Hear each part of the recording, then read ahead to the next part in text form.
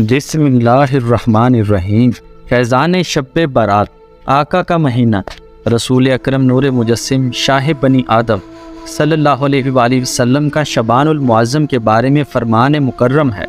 شعبان میرا مہینہ ہے اور رمضان اللہ کا مہینہ ہے، مرنے والوں کی فہرست بنانے کا مہینہ۔ حضرت سیداتنا عائشہ صدیقہ رضی اللہ تعالیٰ عنہ فرماتی ہے کہ تاجدار رسالت صلی اللہ علیہ وآلہ وسلم پورے شعبان کے روزہ رکھا کرتے تھے۔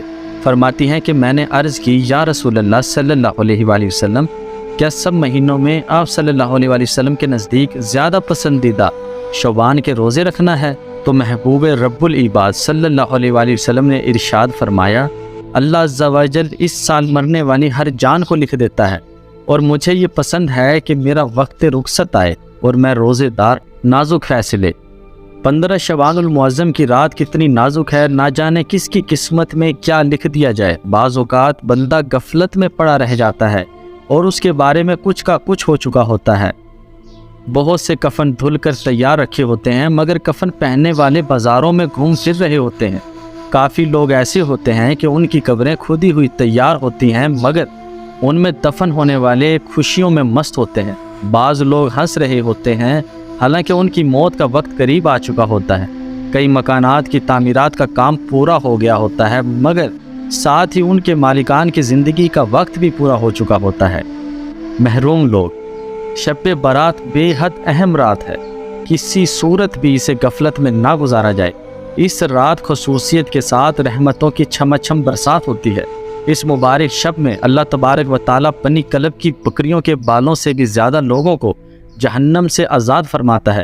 کتابوں میں لکھا ہے کہ قبیلہ بنی کلب قبائل عرب میں سب سے زیادہ بکریاں پالتا تھا۔ کہ کچھ بد نصیب ایسے بھی ہیں جن پر اس شب برات یعنی چھٹکارا پانے والی رات بھی نہ بخشے جانے کی وعید ہے۔ حضرت سیدنا امام بہقی شافعی علیہ رحمت القوی فضائل اوقات میں نقل کرتے ہیں کہ رسول اکرم صلی اللہ علیہ وآلہ وسلم کا فرمان عبرت نشان ہے، 6 آدمیوں کی اس رات بھی بخشش نہیں ہوگی: شراب کا عادی، ماں باپ کا نافرمان، زنا کا عادی، قطع تعلق کرنے والا، تصویر بنانے والا اور چگل خور۔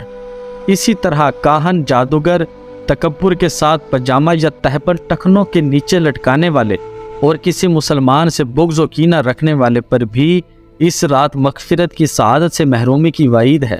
چنانچہ تمام مسلمانوں کو چاہیے کہ متذکرہ گناہوں میں سے اگر معاذ اللہ کسی گناہ میں ملوث ہوں تو وہ بالخصوص اس گناہ سے، بالعموم ہر گناہ سے شب برات کے آنے سے پہلے بلکہ آج اور ابھی سچی توبہ کر لیں، اور اگر بندوں کی حق تلفی کی ہے تو توبہ کے ساتھ ساتھ ان کی معافی تلافی کی ترکیب فرما لیں۔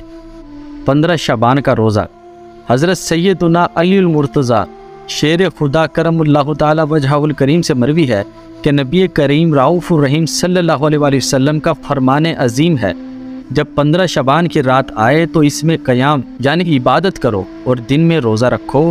بے شک اللہ تعالیٰ غروب آفتاب سے آسمان دنیا پر خاص تجلی فرماتا اور کہتا ہے کہ ہے کوئی مجھ سے مغفرت طلب کرنے والا کہ اسے بخش دو، ہے کوئی روزی طلب کرنے والا کہ اسے روزی دو، ہے کوئی مصیبت زدہ کہ اسے عافیت عطا کرو، ہے کوئی، اور یہ اس وقت تک فرماتا ہے کہ فجر طلوع ہو جائے۔ فائدے کی بات، شب برات میں اعمال نامے تبدیل ہوتے ہیں، لہٰذا ممکن ہو تو 14 شعبان المعظم کو بھی روزہ رکھ لیا جائے تاکہ اعمال ناموں کے آخری دن بھی روزہ ہو۔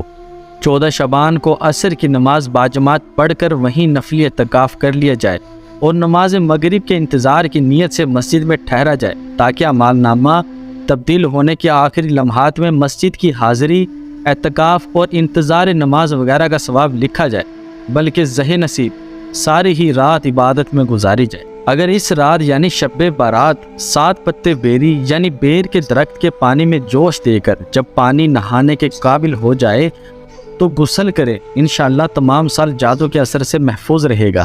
واللہ تعالی اعلم۔